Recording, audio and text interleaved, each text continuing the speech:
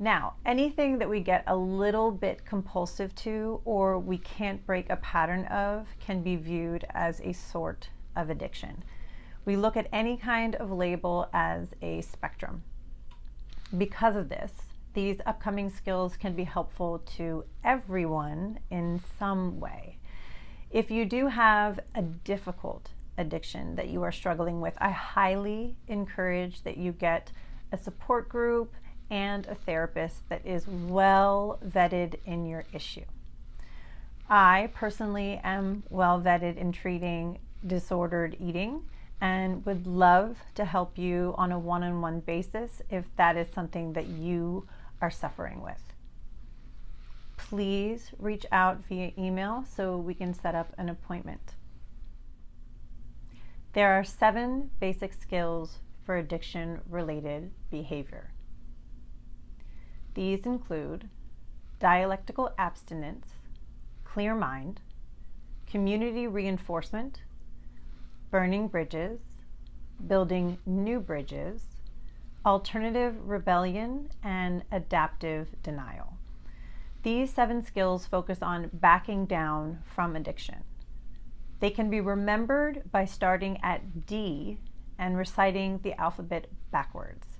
D.C.C.B.B.A.A. D, dialectical abstinence. C, clear mind and community reinforcement. B, burning bridges and building new bridges. A, alternative rebellion and adaptive denial. The definition of addiction is very broad and includes any repetitive behavior that an individual is unable to stop despite the negative consequences of the behavior and the person's best efforts to stop. Individuals may have more than one addiction, but it is usually most helpful to focus on one addiction at a time. Scientists have traditionally confined their use of the term addiction to substances that foster physical dependence. That's changing, however.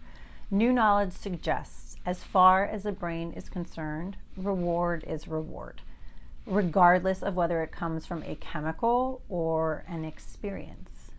And where there's a reward, as in gambling, eating, sex, or shopping, there's a risk of getting trapped in a compulsion.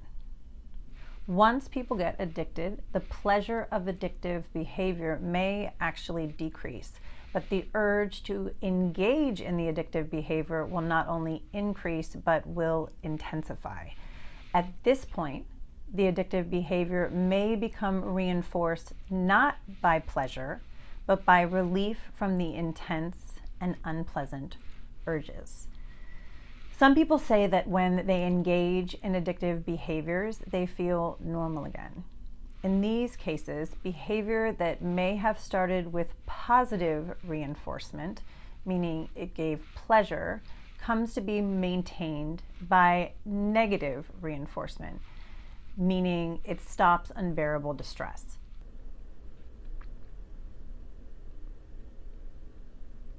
The next skill in addiction-related behaviors is burning bridges.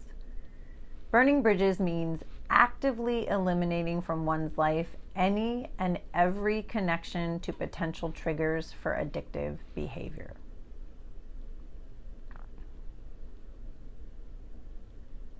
We are also going to cover building new bridges, referring to creating new mental images and smells to compete with your addictive urges.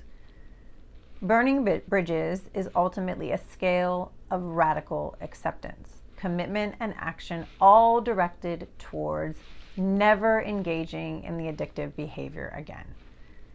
The action component refers to actively cutting off and removing from your life all connections to potential triggers for addictive behaviors.